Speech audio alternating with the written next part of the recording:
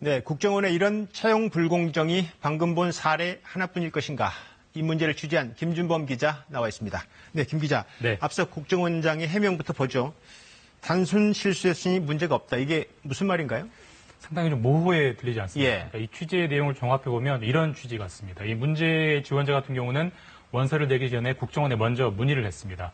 미국 토익 성적을 내도 인정되느냐 이렇게 예. 물었더니 국정원 채용 담당자가 그렇다 이렇게 답변을 했다는 겁니다. 근데 국정원 설명은 이 그렇다라는 답변 자체가 잘못 나간 실수고 이 지원자는 이 답변 실수를 믿은 선의의 지원자이기 때문에 어떤 조치를 할 수 없다 이런 취지로 이해가 되고 있습니다.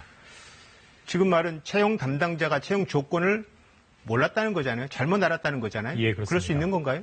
상식적으로 좀 이해하기 힘든 대목이고요. 여전히 좀 어떻게 이런 판단을 할 수 있나 좀 많은 의문이 예. 남습니다. 설사 국정원 설명을 그대로 인정한다 쳐도 그렇다면 실수를 하는 그 담당자에게 징계 등의 어떤 조치를 내렸어야 되거든요. 하지만 예.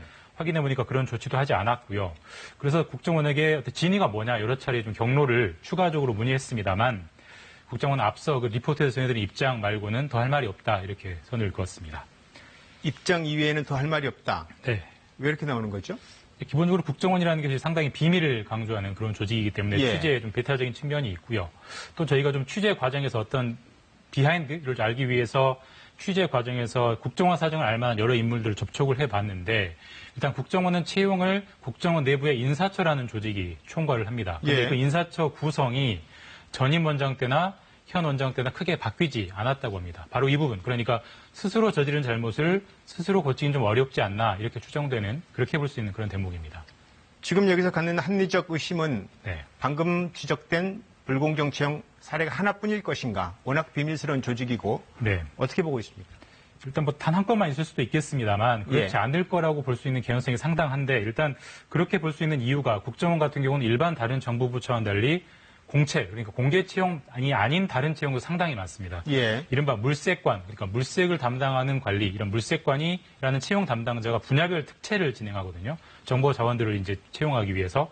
근데 그렇기 때문에 이런 최근에 대학 입시 같은 여러 그 논란에서 볼 수 있듯이 다양한 부정 소지, 부정 사례가 있을 가능성도 배제할 수 없는 그런 채용 구조를 가지고 있습니다. 예. 이 국정원은 그런데 외부 감사를 지금까지 전혀 받지 않아왔던 네. 그런 완전 비밀 조직이었던 거잖아요. 그렇습니다. 국정원이 예전 그 중앙정보부까지 거슬러 올라가면 1961년 창설된 이래 한 번도 감사원 감사를 안 받았습니다. 한 번도요? 예. 일종의 특혜를 받은 거죠. 그랬다가 올 초에 58년 만에 최초로 감사원의 기관 운영 감사를 받았는데 이 기관 운영 감사가 2017년, 18년 약 2년 정도에 대한 감사였습니다. 그래서 17건의 문제가 적발이 됐는데 그 내용을 보면 인사 관련이 4건, 예산 관련이 9건, 그리고 국유재산 관련이 4건이 적발이 됐습니다. 추정카드 인사 부분에 앞서 말씀드린 채용 관련된 전반적인 문제가 있을 걸로 추정은 됩니다만 도대체 구체적인 사례가 뭐냐 이 질문에 국정원, 감사원 모두 취재를 거부했습니다. 말씀드린 대로 비밀을 강조하면서 그렇게 답변했습니다. 감사를 받은 측면은 좀 나아진 거지만 그럼에도 불구하고 내용이 뭔지는 국민의 알 권리를 위해서 조금 발표할 필요가 있지 않을까 싶기도 하고요. 그렇게 보입니다만 일단 현행 법상으로는 강제할 방법은 없는 그런 상황입니다. 예, 알겠습니다. 김준범 기자 잘 들었습니다.